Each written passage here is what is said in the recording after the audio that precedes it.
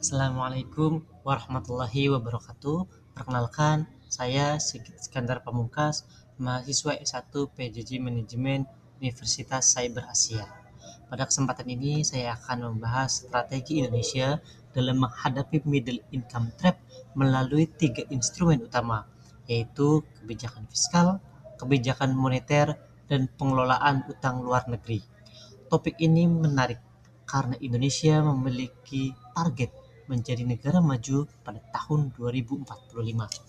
Namun, perjalanan menuju negara maju tidak hanya ditentukan oleh pertumbuhan ekonomi yang tinggi, melainkan juga kemampuan peningkatan produktivitas inovasi dan kualitas sumber daya manusia secara berkelanjutan. Middle income trap merupakan kondisi ketika suatu negara berhasil mencapai tingkat pendapatan menengah, tetapi mengalami kesulitan untuk naik menjadi negara maju. Fenomena ini terjadi karena keunggulan biaya tenaga kerja yang murah mulai berkurang, sementara kemampuan inovasi dan teknologi belum cukup kuat untuk bersaing dengan negara maju. Akibatnya, pertumbuhan ekonomi mulai melambat dan produktivitas cenderung stagnan. Oleh karena itu, fokus pengembangan tidak lagi hanya meningkatkan output ekonomi, tapi juga menciptakan nilai tambah melalui inovasi dan peningkatan kualitas sumber daya manusia. Indonesia sebenarnya memiliki banyak modal untuk berkembang. Pendapatan nasional per kapita sudah mencapai sekitar 5.083 dolar US. Jumlah penduduk sekitar 288 juta jiwa dan pertumbuhan ekonomi berada di kisaran 5,11%. Selain itu, Indonesia juga memiliki bonus demografi serta sumber daya alam yang melimpah. Namun, tantangan yang masih dihadapi adalah produktivitas tenaga kerja yang belum optimal, ketergantungan pada ekspor komoditas mentah, dan kapasitas inovasi yang perlu diperkuat. Artinya, tantangan Indonesia bukan kekurangan potensi, melainkan bagaimana mengubah potensi tersebut menjadi keunggulan ekonomi yang berkelanjutan. Kebijakan fiskal memiliki peran penting dalam mendorong transformasi ekonomi.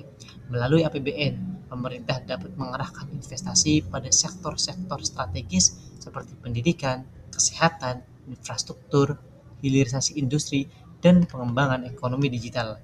Arah kebijakan tersebut sangat penting karena negara maju umumnya memiliki kualitas sumber daya manusia yang tinggi serta struktur ekonomi menghasilkan nilai tambah besar.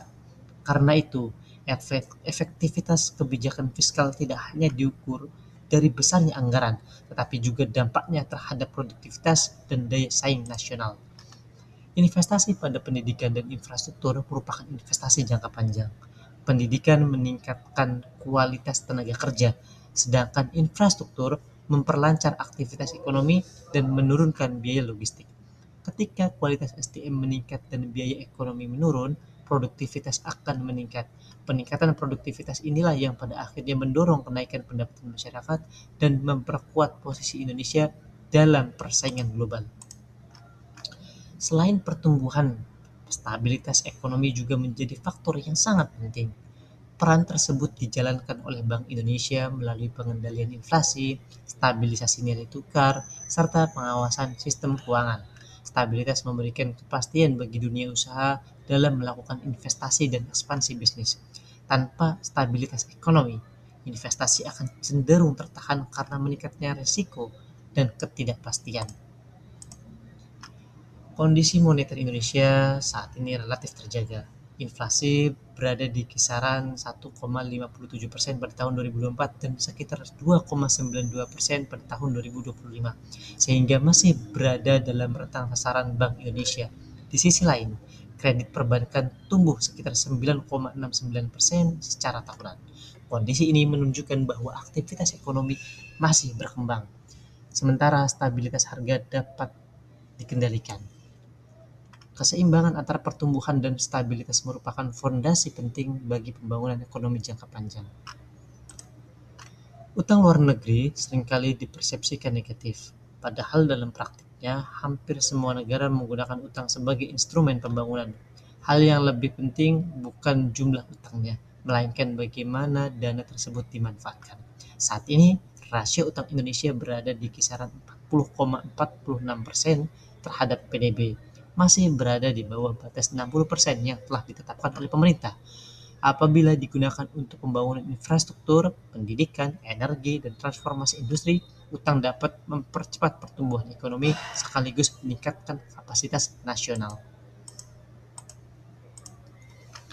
Meskipun memberikan manfaat, penggunaan utang tetap memerlukan pengelolaan yang hati-hati.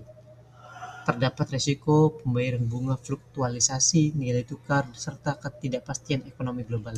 Karena itu, diperlukan transparansi, akuntabilitas, dan pemilihan proyek yang benar-benar produktif. Dengan pengelolaan yang baik, manfaat ekonomi yang dihasilkan dapat lebih besar dibandingkan biaya yang harus ditanggung di masa depan. Dari berbagai faktor yang telah dibahas, kualitas sumber daya manusia menjadi faktor yang paling menentukan. Sumber daya alam bisa habis, teknologi dapat dibeli, dan infrastruktur dapat dibangun lagi. Namun, kemampuan menciptakan inovasi dan menghasilkan nilai tambah bergantung pada kualitas sumber daya manusia yang dimiliki oleh suatu negara. Karena itu, peningkatan kualitas pendidikan, keterampilan, dan kemampuan beradaptasi terhadap perkembangan teknologi perlu menjadi prioritas utama. Upaya keluar dari middle income trap memerlukan sinergi berbagai kebijakan. Kebijakan fiskal berperan meningkatkan kualitas SDM dan infrastruktur. Kebijakan moneter menjaga stabilitas ekonomi agar investasi dapat bertumbuh. Sementara utang luar negeri digunakan untuk mempercepat pembangunan sektor-sektor yang produktif. Ketiga instrumen tersebut harus dijalankan secara terpadu untuk meningkatkan produktivitas dan daya saing. Indonesia memiliki peluang besar untuk menjadi negara maju. Potensi tersebut terlihat dari jumlah penduduk yang besar, pertumbuhan ekonomi yang stabil, serta sumber daya yang dimiliki. Tantangan berikutnya adalah memastikan seluruh kebijakan berjalan secara konsisten dan berorientasi jangka panjang. Dengan peningkatan produktivitas, inovasi, dan kualitas sumber daya manusia, Indonesia memiliki peluang yang kuat untuk keluar dari middle income trap dan mewujudkan visi Indonesia Emas. Demikian dari saya, terima kasih. Wassalamualaikum warahmatullahi wabarakatuh.